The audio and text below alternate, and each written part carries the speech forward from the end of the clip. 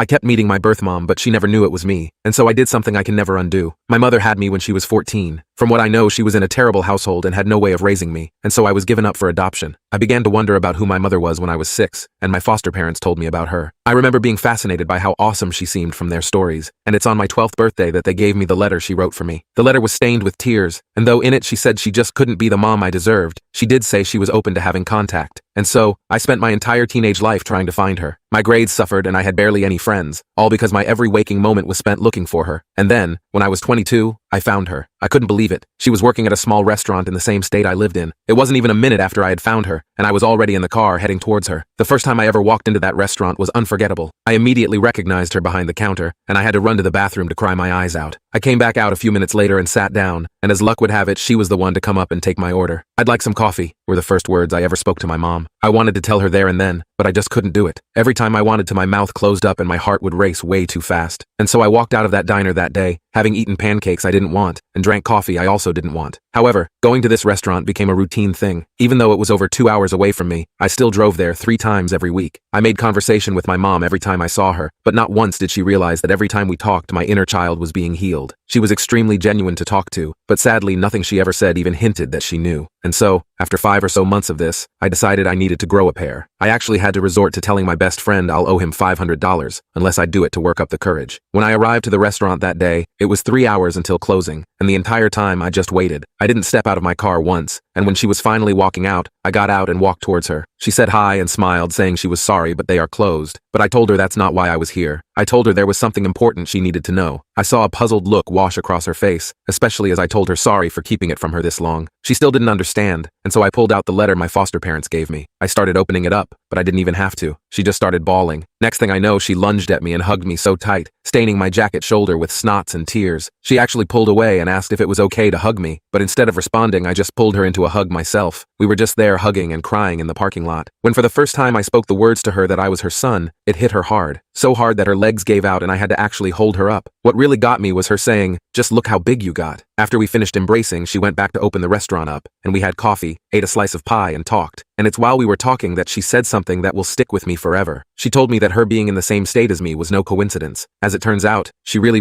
wanted to be my mother. So much so she never moved away, all because she knew there was a possibility that one day I might start looking for her. She turned down career opportunities and moving abroad with past boyfriends, all in the hopes that one day she'd be easier to find. I cried so hard when she told me. We ended up exchanging numbers, and after I left, she sent me a text thanking me for giving her this gift that she didn't know would ever come. She's coming over for dinner this Saturday to meet my girlfriend, and I really can't wait.